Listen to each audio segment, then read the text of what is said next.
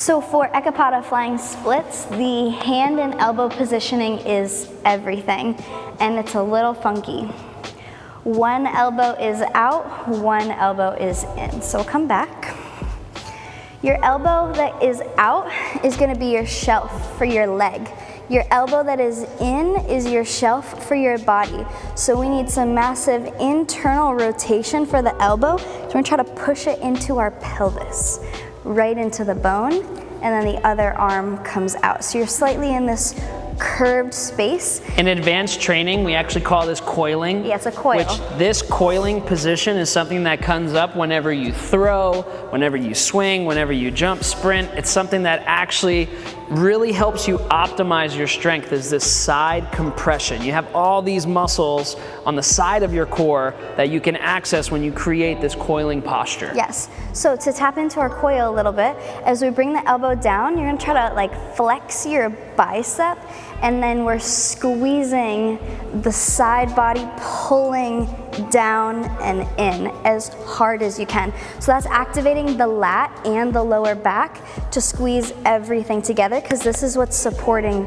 basically your entire body, and then this is supporting your leg. Yeah. It's almost like you're making a box, a rectangular position with your hands. As you're coming forward, this elbow comes out for that shelf, this elbow comes in towards the waistline to support the waist when you get into that position. So to throw this into your flow, your yoga teacher might say, one-legged dog, right leg sweeps the sky. Right knee to right elbow, stair play, yogi's choice. Flying splits. So the whole body is floating off of the ground, elbows are pointing back in a split. You can also keep that knee bent before lifting up and back as well. So that position, you're here, coiled. Other hand is up, and the knee is here. So let's try to stand up and do that. There will always be like an asymmetry, but there's like such a huge benefit to training both sides, no matter where that asymmetry is, because it tends to fill in the gaps on both sides. Yes. So if we're doing something that's left side dominant, and like it's lacking compared to your right side, it actually, training one complements both, yes, and vice versa. So it's really cool. All right, so really quick, let's all stand up and try to find that position without flying.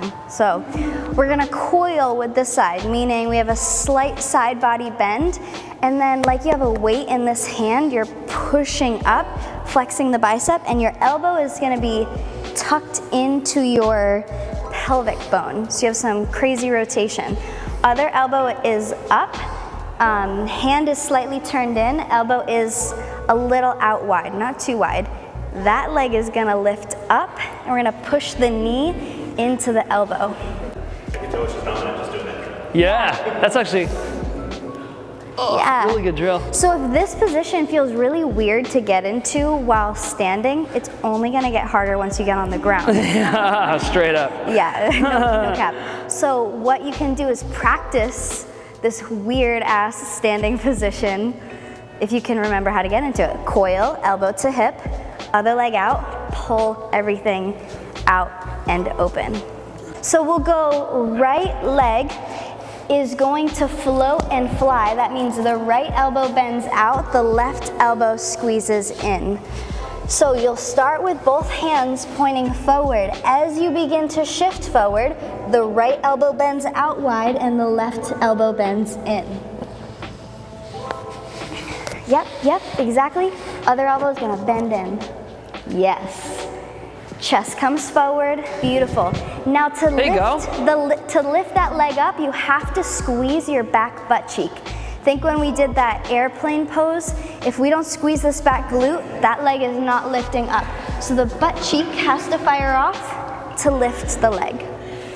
This is similar to acro yoga. When you're I don't know if anybody does acro yoga, this might be a good analogy for you, but you have to use your butt and posterior chain to lift the low body. This is tucked. That's tucked and off, but once she turns the butt on, see the difference of driving and lifting with your posterior chain? That's the difference between so much weight in your upper body and like really pushing through versus almost feeling weightless. Exactly. Have you ever tried to pick someone up and they didn't want to be picked up and they're like grounding themselves and they feel really heavy? Or like someone jumps into your arms and you float away.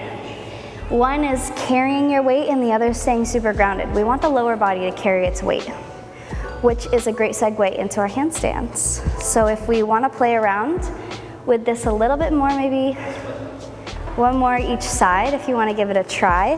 This is a good one to practice in your vinyasa yoga classes.